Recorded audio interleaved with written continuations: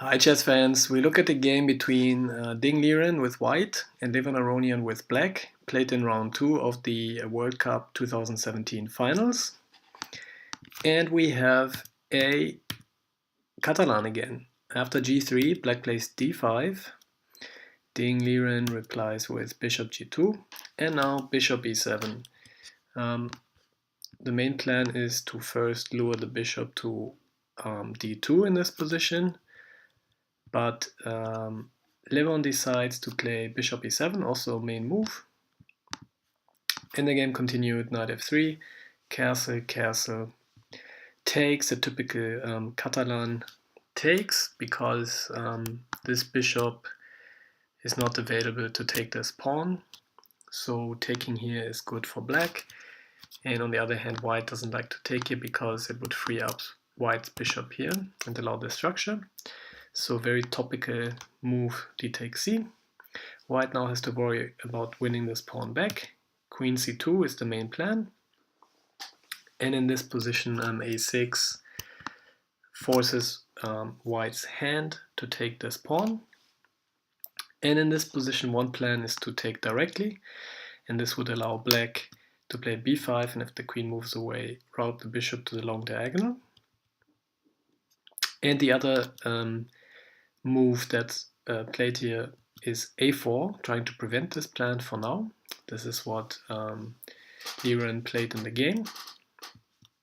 And then black, on the other hand, can play bishop d7. Now queen takes, because the queen cannot be harassed so easily. But black also is getting to route his bishop on the long diagonal facing the Catalan bishop. Black now has a number of moves and typically develops his bishop now in the next step. Liren played bishop g5.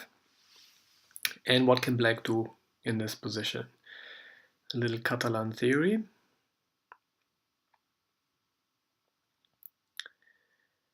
So Levon played a5 with the idea of taking this nice square here on b4 for the knight and reroute the knight safely via a6 to b4, where it's amazing. The other idea in this position is to take advantage of the fact that the queen is a little bit badly placed here and kick it around a bit. For example, bishop d5, queen c2, bishop e4, queen c1, h6, kicking the bishop. And after this exchange and exchanging this bishop and get a position like this, which is very drawish and equal. So Levon played a bit more ambitiously, doesn't want to exchange, maybe also arguing this queen is a tactical liability and can be attacked later as well. And after knight c3, developing move, knight a6, e3, Levon played knight to b4.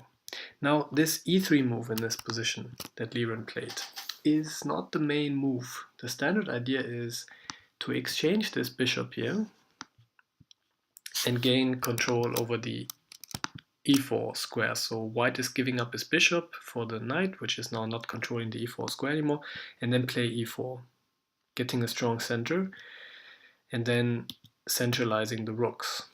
So black has the bishop pair, but white has a strong center. And black has the bishop pair and a solid structure. So interesting. Liren plays e3. Maybe he also wants to keep pieces on the board. Interesting idea. But after knight b4, rook fd1, white is again centralizing the rook. Levon plays knight d7. So this bishop was not exchanged, and black is now offering to exchange this bishop. And Liren played takes, queen takes, and now black doesn't have the bishop pair, but white also doesn't have the center immediately. If white did not want to exchange the bishop, he could have played bishop f4, but quick tactical question, is this possible for white to play? Okay, the answer is no, because this bishop is not having many squares. Its own pawns are in its way, and black can play g5, and after kicking the queen away, play f6. The queen had to be kicked away, otherwise this pawn is weak. And now the bishop is lost. Okay, that's why Liren played takes, and black is happy because he got the queen out of the way of the rook. But I'm not so sure about the e3 idea here. So in the standard plan, bishop takes, white gets the center but gives up the bishop pair. Okay, and e3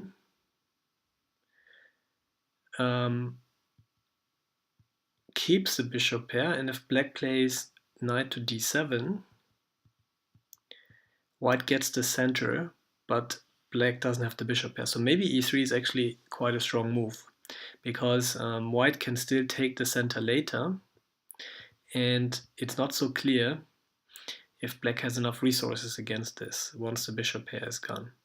And indeed, in the game, e4 happened, and now we have basically an improved version maybe of the exchange of the knight. So e3 maybe something that we will see more often.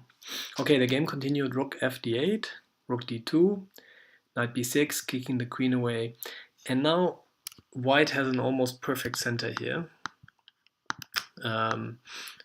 Rook and queen are behind, this bishop here, and maybe this rook can go to a good square. So how can black play against the center? Positional or strategic question. If black doesn't do anything, white is going to use that center, so black has to somehow undermine and play against the center. Have a look at this position and find a plan for black. Okay, black should play pawn pushes and levers, so maybe this is an idea or this is an idea. So black could, for example, play f6 to prepare the e5 push, but basically white can play b3, protecting this pawn and freeing up the rook. And now black can do the push. If white, for example, doubles rooks, we can take the pawn, because if takes, white can simply exchange this rook and then retake, and the center is neutralized. So after doubling rooks, we can take, and black has kind of neutralized the center, but because black had to prepare e5 push with the f6, now white is controlling the d file with the doubled rook, and the light squares look a little bit weak. So that's why Levon decided to go for the c5 push and played bishop e8, preparing c5. And the bishop is still doing the same job, maintaining pressure on the a4 pawn. So white plays b3 to free up the rook, like we have seen in the variation before. Now Levon has c5. Okay, so very interesting. In this position, white looks like he has the very big advantage of the center, but actually bishop e8, b3, and c5 is a good push against the center. Okay, the game continued. Queen e3, protecting the d4 pawn. Rook a8, bringing the second rook in the game, and rook c1. And now calculation exercises. Let's have a look at this position and what are some candidate moves for black, and let's calculate a few variations. Okay, one obvious move is c takes d. The idea is the idea of c5 is to take here and undermine white's center. Okay, so what happens here? The queen is not going to take because rook takes. Okay, that's clear. Somebody has to take because these two pieces are attacked. So what about rook takes? Could be. If we exchange a few pieces here, we get a position where black has in effect neutralized the center. So for example, not sure if black can play e5 here. No, that would give up the knight f5 square. But yeah, black has neutralized the center. I think we got this variation here after directly knight takes. Probably that's the more natural move. And now in this position, black has neutralized the center a little bit, but can play in this position knight d7. So this knight is the problem piece in the position, because after b3 it doesn't have so many uses anymore. So one idea is to reroute the knight to a better square. And if white wants to stop this, then we also have the c5 square for the knight. So that's one plan, basically bringing this knight to a better use. And the other plan is, as we have seen before, e5, but this has to be prepared with g6 taking control of the knight of the f5 square, because after e5, knight attacking the queen is very strong. So the other plan is to play g6, preparing the e5 push, and now if white stops this with e5, black has this nice square for the knight and solves the problem of the knight on b6. Or if white plays anything else, then we get the e5 in. And for example, after knight f3, black has neutralized white's advantage in the center. Okay, so the other candidate move is to push the pawn forward c4, and that's very interesting, because let's have a look at some things that white can do here. B takes allows black to play knight takes c4, hitting the rook and the queen. And c4 is actually a good move, maybe because it takes advantage of the knight on b6 that previously didn't have any squares. If white doesn't do anything, black is actually threatening to take here and bring the knight to the c4 square and has this pawn. So, white has to do something about this. And if white tries to protect this pawn, then this pawn also has a function to bring the knight in here, which is hitting both of the rooks. And if white defends with the other rook, then black can take and has this knight idea again. So c4 is actually what happened in the game. But what can white play against this? Okay, white played d5, attacking the knight and getting some counterplay in the center. So while black is trying to undermine the center, white is using the center. Very edgy game. Okay, black blocks this, and the queens are exchanged. And we got these exchanges. And how do you evaluate this position? What are the assets that both players have in this position? Okay, all pieces are pretty active. This is a good knight, this is a good knight that performs a lot of functions. This bishop is good, this rook is good, but also white's pieces are pretty active. There's no big difference in king safety. The big difference in the position is that white has this 4 against 3 pawns here, and black has the 3 against 2 pawns here. So this is the imbalance in the position, and this is really what all of this position is going to be about. Okay, white played bishop f1, putting some pressure on this pawn, and now we have pretty forced lines in the next, I don't know, in the next 5 to 7 moves. Black tries to release the pressure by taking, white retakes, hitting the rook drops back, white takes this pawn, black takes this pawn. The knight could have exchanged itself here, but instead, because the rook is hanging, played knight a2, again forcing line. The knight was attacked by both the knight and the rook. The rooks come off.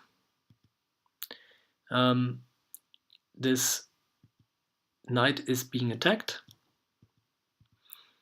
and we reach this position. Okay, so the disbalance has crystallized in a 4 against 3 pawn majority on this side and this passed pawn here. So how to evaluate this position in general, and then more practically in this concrete position, can white take the pawn on e6?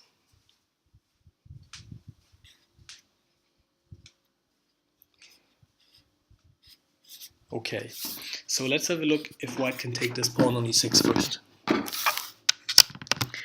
if bishop takes, check, king has to move, and if f4 and a3, white can try to build a castle to stop the a2 push, but black basically can play this bishop to b1 and push the pawn and win a piece. And how do you evaluate this ending? Black is a piece up, but 2 pawns down. Okay, let's keep this in the back of our mind for a moment and see what happens if bishop goes in between. Then of course black simply loses the pawn and is 2 pawns up, and white would be winning. Okay, let's have a look at the variation when knight takes, bishop f7, f4, a3, and if a2, then we have reached a position like this. Black is again a piece up, but 2 pawns down. And how to evaluate this ending? Also, if in this position black chooses to exchange pieces, we reach again a position where black is a piece up and 2 pawns down. It turns out all of these endings are drawn.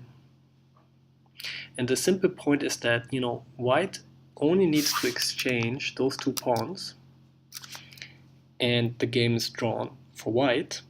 And on the other hand, black is a piece up, and black can use that piece to at least sacrifice it against 1 or 2 of these pawns and reach a drawn pawn ending. So both sides have very clear drawing plans. Okay, that's why in this position, taking on e6 would simply be a drawn ending. And Liren was more ambitious here. He didn't want to just go into a relatively forced drawn here. Instead he played king f1, and his plan is to neutralize this advantage of the pawn here by bringing the king in and then try to do something with this 4 against 3 pawn majority. Okay, Levon pushed the pawn, knight b3, the pawn has to be stopped for now with this fortress that we have seen before. And now bishop c2 with the idea of bringing the bishop in, king e2, and in this position, let's have a look. If black now plays bishop to e7, turns out the king is in time to stop the pawn, because in this position the knight is simply blocking the pawn advance, and there's nothing that black can do against it. So if bishop to c2, the knight can simply jump in the corner and the king is there to help. Okay, so that's why after king e2, black said, okay, I'm going to leave things as they are, and takes this pawn, and white does the same. Check, king f8, and king d2. So again, what has structurally changed in this ending? What has changed is that black does not have this plan bishop b1 to push the pawn forward anymore, because the king is close enough to stop the pawn. So that's why black says, okay, I'm going to leave the pawn where it is, and I'm going to bring my king in and see if my king can help as well. Okay, the bishop is attacked and drops back, and after knight d5, knight d2, king d6, f3, bishop b1, king c1, bishop g6, we see a very interesting motive. The king would love to take this pawn, but the knight, together with the bishop and the pawn, is building this barrier here. So white cannot advance and take the pawn, and in the meantime black can bring his king to help. And this is the barrier. Okay, so how can white disrupt this barrier? Because otherwise black's king is just going to come in and help convert the pawn. Okay, the key plan of white is to play against this bishop, which controls these two important squares. And can white simply play bishop to c2? Of course not, because then black would queen. And king b2 runs into bishop takes. And this ending is not drawn anymore because the king is less active than the other king. Okay, so white instead plays knight to d4, and after knight c7, knight e2, attacking the bishop, and the bishop wants to stay on this diagonal to maintain the barrier, and now g4. And now all of these squares are taken away from the bishop drops away, and now in this position, what would be the safe move? White has won the diagonal. What would be now the drawing and safe move? Of course, king b1. The barrier has been drawn, the king simply moves over, and this entire advantage that black had in this position is neutralized. Now, very interesting, Liren plays g5 in this position. And what's the purpose behind this move? Very interesting. After knight b5, white plays bishop to g8, attacking the h7 pawn. Black tries to defend this pawn. And now knight h5 attacking the g7 pawn. And after g6,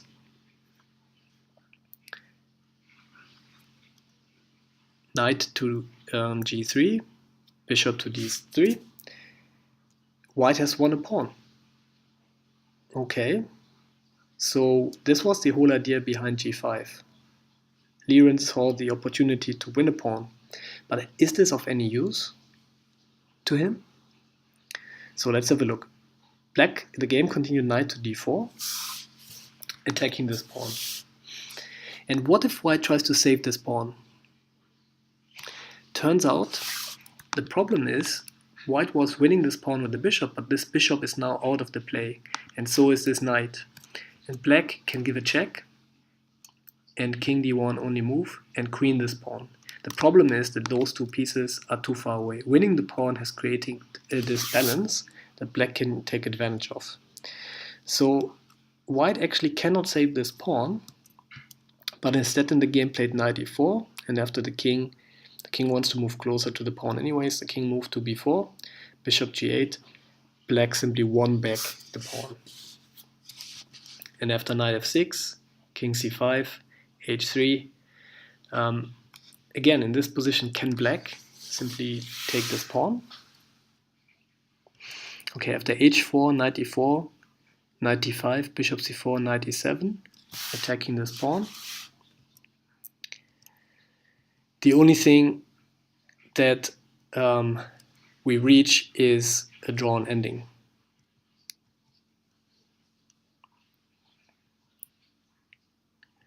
Because in this position, even though the engine says black is winning, the white king is controlling this pawn, and the white knight is controlling this pawn. And if the king moves over, to help, then the white king is ready to take this pawn. And if the king stays here to protect this pawn, this knight is enough to stop this pawn, and the ending is drawn. So knight takes g5 actually just yields a drawn ending. The point is that there is only light pieces on the board, and if we got the slightest exchange, the game is drawn. And so for the rest of the moves, let's just look at the moves and just see that both sides, so the topics are simply to keep this pawn from queening and stopping this black pawn, and this is white's drawing plan. And the game continues basically with the king sticking around the pawn, and in the end black tried to get some chances by exchanging this pawn and then attacking this knight, but turns out the knight just has to stick around this pawn, and now after the king has taken, he can come back to stop the other pawn. And in this position, it's simply not enough. Even though black can shoulder off the white king, the knight gets activity to protect this pawn and to attack this pawn and stop it from queening. The knight just puts itself on a dark square, and whenever this pawn moves forward, white simply exchanges his knight for the pawn, and the king simply now moves back and forward, and there's nothing that black can do against white drawing this position. And in fact, at this point, a draw was agreed between the players. So very, very interesting game. I hope you learned a lot for your practical play, and I hope to see you again next time. Bye bye for now.